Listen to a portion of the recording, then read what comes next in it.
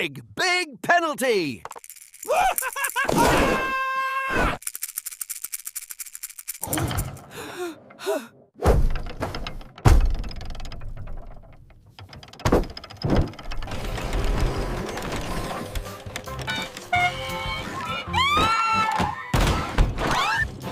नमस्कार। आज हम एक काफी अहम मुद्दे पर बात करने वाले हैं। भारत से जो सामान अमेरिका जाता है उस पर पूर्व राष्ट्रपति ट्रंप ने 25% टैरिफ का प्रस्ताव रखा है। जी, और सिर्फ 25% ही नहीं, एक अतिरिक्त जुर्माने की भी बात चल रही है। हाँ, बिल्कुल। हमारे पास जो रिपोर्ट्स और विश्लेषण हैं, हम उन्हीं के आधार पर इस पूरी स्थिति को समझने की कोशिश करेंगे। मतलब इसके क्या मायने हो सकते हैं। और शुरुआत ही थोड़ी कह सकते विरोधाभासी है। एक तरफ ट्रंप भारत को महान मित्र कहते हैं, हाँ, और दूसरी तरफ इतने भारी टैरिफ की बात। ये थोड़ा सोचने पर मजबूर करता है। सही कहा। और ये जो अतिरिक्त जुर्माना है, इसका क्या मतलब है? कुछ साफ नहीं है। बिल्कुल, विश्लेषण भी यही कहते हैं। क्या ये ब्रिक्स देशों के लिए है, कोई 10% जैसा, या फिर वो जो भारत रूस से ऊर्जा खरीद रहा है उससे जुड़ा कुछ है? मतलब काफी धुंधल का है इस पर। हाँ, ये अनिश्चितता ही अपने आप में एक मुद्दा है। लेकिन एक बात साफ लगती है इन रिपोर्ट्स से कि कुछ खास भारतीय सेक्टर्स पर इसका असर काफी गहरा पड़ सकता है। कौन से सेक्टर्स की बात हो रही है मुख्य रूप से? देखिए, जो रिपोर्ट्स इशारा कर रही हैं वो है स्टील और ऑटोमोबाइल। इन पर काफी ज्यादा असर पड़ने की आशंका है। अच्छा, स्टील और ऑटो। जी, क्योंकि इनकी अमेरिकी बाजार पर निर्भरता बताई जाती है काफी।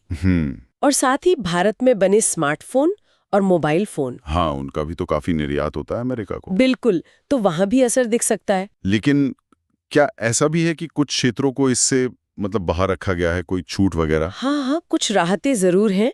जैसे फार्मास्यूटिकल्स का जिक्र है, उन्हें छूट मिली है। अच्छा, फार्मा को। शायद अमेरिका की अपनी जरूरतें भी होंगी। जी, संभव है। और सेमीकंडक्टर्स का भी नाम है, पर उसमें अभी भारत का निर्यात अमेरिका को उतना ज्यादा है नहीं। तो ये छूटें दिखाती हैं कि शायद कुछ सोच समझकर रणनीतिक तौर पर भी फैसले लिए जा रहे हैं। और ये जो 25% का आंकड़ा है, ये पहले के मुकाबले कितना ज्यादा है? मतलब पहले क्या रेट थे? ये वाकई में बहुत बड़ी छलांग है। आप सोचिए, पहले औसत ड्यूटी भारत के सामान पर महज 2.7% के आसपास थी। सिर्फ 2.7%? हाँ, फिर वो बीच में बढ़कर करीब 11.6% या 11.7% हुई थी, और अब बात हो रही है सीधे 25% की, और साथ में वो संभावित जुर्माना भी। बाप रे, 2.7 से सीधा 25% प्लस, ये तो बहुत ज्यादा है। इसका असर तो फौरन दिखना चाहिए बाजारों पर भी। जी, संभव है शेयर बाजारों पर असर दिखे, पर एक और दिलचस्प बात सामने आई है विश्लेषणों में। वो क्या? ऐसा लगता है कि कुछ अमेरिकी आयातक शायद पहले से इसकी तैयारी कर रहे थे। वो पिछले कुछ समय से भारत जैसे देशों से अपना आयात बढ़ा रहे थे। अच्छा, जैसे उन्हें अंदाजा था कि टैरिफ बढ़ सकते हैं। हो सकता है, मतलब सप्लाई चेन में कुछ एडजस्टमेंट पहले से चल रहा हो। तो फिर सवाल ये उठता है कि ये जो बढ़ी हुई लागत होगी, इसे झेलेगा कौन? क्या अमेरिकी आयातक और भारतीय निर्यातक मतलब आधा-आधा बांट लेंगे? ये बड़ा सवाल है, और जानकारों का मानना है कि इसका कोई एक सीधा जवाब नहीं होगा।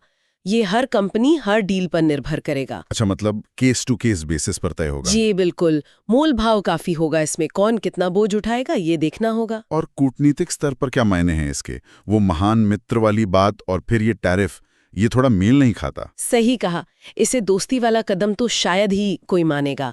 और रिपोर्ट्स इस तरफ भी इशारा करती हैं कि ट्रंप का जो रूस को लेकर थोड़ा कह सकते हैं अस्पष्ट रुख रहा है, और भारत के रूस के साथ जो संबंध है, हो सकता है इसका भी कोई एंगल हो इसमें, ये सिर्फ व्यापार तक सीमित ना हो। मतलब भू राजनीति भी शामिल हो सकती है। जी बिल्कुल। तो अगर हम संक्षेप में देखें तो ये प्रस्तावित 25% टैरिफ और वो अनिश्चित जुर्माना, ये भारत अमेरिकी व्यापारिक रिश्तों में एक बड़ा बदलाव ला सकता है। हाँ, स्टील, ऑटो, मोबाइल जैसे अहम सेक्टर दबाव महसूस कर सकते हैं। जी, जबकि फार्मा जैसे कुछ को राहत मिली है। तो मुख्य बातें यही हैं, टैरिफ में बहुत बड़ा उछाल, वो जुर्माने वाली अनिश्चितता, और व्यापार पर असर की संभावना। और साथ ही कूटनीतिक पहलू भी हैं। बिल्कुल। तो ऐसे अनिश्चित माहौल में सोचने वाली बात यह है कि भारतीय निर्यातक क्या करेंगे? अपने प्रोडक्ट्स को अमेरिकी बाजार में प्रतिस्पर्धी बनाए रखने के लिए क्या कदम उठाएंगे? क्या वो लागत कम करने के नए तरीके ढूंढेंगे या फिर दुनिया के दूसरे बाजारों पर ज्यादा ध्यान देंगे? ये देखना वाकई दिलचस्प होगा कि आने वाले वक्त में व्यापार और कूटनीति का ये ताना बाना कैसे सुलझता है।